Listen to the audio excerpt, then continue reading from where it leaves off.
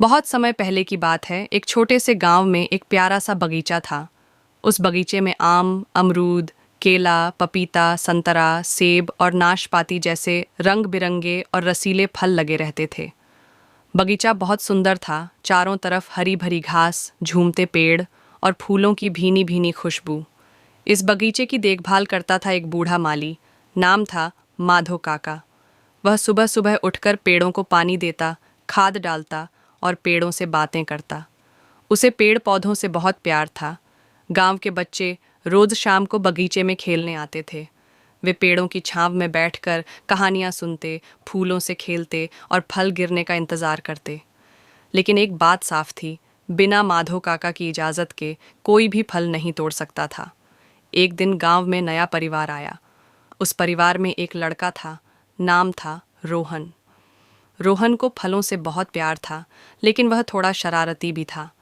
जब वह पहली बार बगीचे में गया तो रंग बिरंगे फल देखकर उसका मन ललचाया। इतने सारे फल हैं, एक तो तोड़ ही सकता हूँ, उसने सोचा। चुपचाप उसने एक पका हुआ अमरूद तोड़ लिया और खाने लगा। तभी माधो काका ने देख लिया। बेटा, यह अच्छा नहीं किया, माधो काका ने धीरे से कहा। अगर तुम फल खाना चाहते हो तो मुझसे पूछ सकते थे। रोहन थोड़ी देर चुप रहा, फिर बोला, माफ़ करिए काका, मुझे बहुत भूख लगी थी। माधो काका मुस्कुराए। भूख लगना कोई बुरी बात नहीं है, लेकिन बिना पूछे लेना ठीक नहीं। आओ, मैं तुम्हें बगीचे के नियम समझाता हूँ। माधो काका ने रोहन को बताया कि यह बगीचा केवल फलों के लिए नहीं, बल्कि सीखने के लिए भी है। यहाँ बच्चे पेड़ पौधों की देखभाल करना सीखते हैं और बदले में उन्हें फल खाने को मिलते हैं। अगले दिन रोहन फिर आया, लेकिन इस बार वह अकेला नहीं था। उसने अपने कुछ दोस्तों को भी बुला लिया और सभी मिलकर बगीचे की सफाई करने लगे।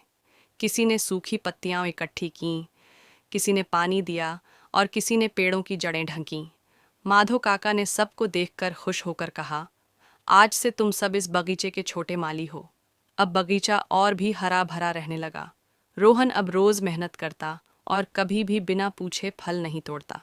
धीरे धीरे उसे समझ आ गया कि जब हम किसी चीज़ की देखभाल करते हैं तो वह हमें और भी ज़्यादा खुशी देती है। एक दिन माधो काका ने बच्चों के लिए एक फल पिकनिक रखी। हर बच्चे को एक एक फल पेड़ से खुद तोड़ने का मौका मिला। बच्चों ने ताज़े फल खाए, झूला झूला और खूब हंसी खुशी मनाई। रोहन ने उस दिन एक सुंदर कविता भी सुनाई। फलों का यह सुंदर बगीचा हम सबको देता है सीख, प्यार से करें देखभाल तो फल दे हर एक शाख।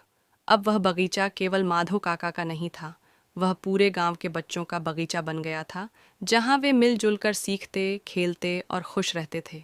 सीख। इस कहानी से हमें यह सीखने को मिलता है कि मेहनत, देखभाल और साझेदारी से हम प्रकृति को और भी सुंदर बना सकते हैं। साथ ही हमें दूसरों की अनुमति और आदर का भी ध्यान रखना चाहिए।